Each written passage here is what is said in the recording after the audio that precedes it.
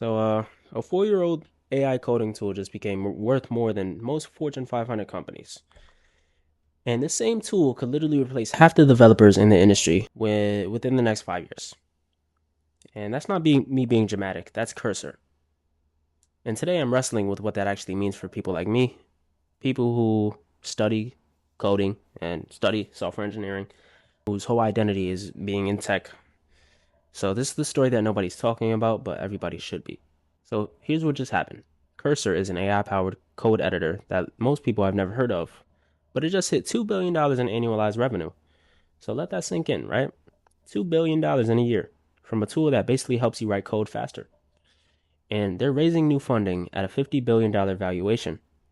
For context, that's more than Spotify was worth when it went public. That's more than Airbnb at IPO. We're talking about a tool that's only been around for 4 years. And it's already in the conversation with some of the most valuable companies in the world.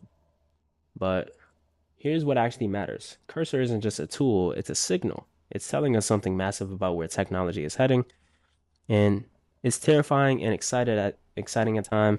If you think about it like this, 10 years ago, we had this moment, not 10, like 15 years, like that moment, but for coding. And here's why I want to get real with you, because I need to be honest about what I feel as a developer who studies software engineering, like I said, who debugs at 2 a.m., who was forced to build things from scratch. And now there's this tool that can do it in seconds, which used to take a human hours.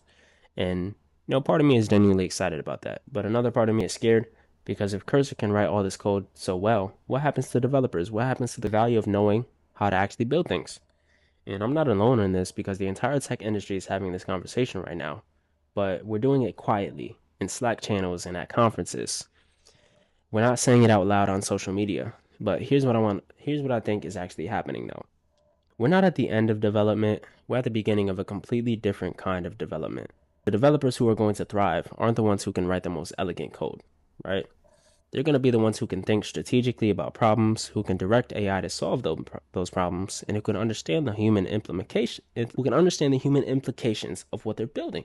So, like when calculators, actually mathematicians just got to do more interesting math. They stopped doing arithmetic and started solving bigger problems. So that's what's happening here. And it's a transition, of course. Transitions are uncomfortable, but they're also where the real innovation happens. So here's what really gets me about Cursor hitting $50 billion. It's not just about coding, it's about what this tells us about the future of work itself. So think about what's happening right now with OpenAI hiring 8,000 new people. Anduril, I believe I'm saying that company's name right, just launched a massive Pentagon contract for AI-powered defense systems. And the government is literally creating frameworks to train people in AI skills. So we're in the middle of the biggest economic restructuring since the Industrial Revolution, and most people are just going about their day normally, right? Like this isn't would have written, right? And instead of feeling bad about it, I felt something else. I felt liberated because suddenly I wasn't spending 3 hours debugging. I was spending 3 hours thinking about the actual problem I was trying to solve.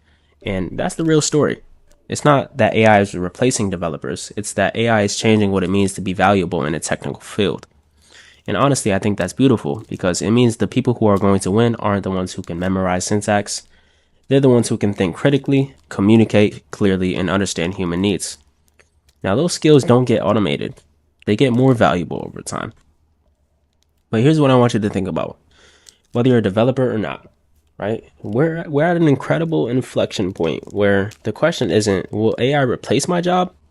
The question is, am I going to adapt faster than the technology is changing?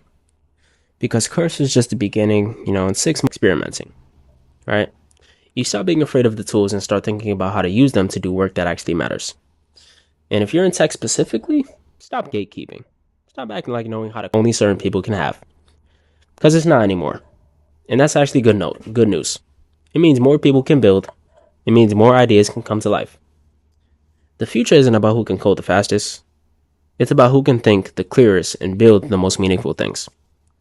So my challenge for you this week is to try one AI tool you've never used before, like Cursor, ChatGPT, Claude, whatever it is.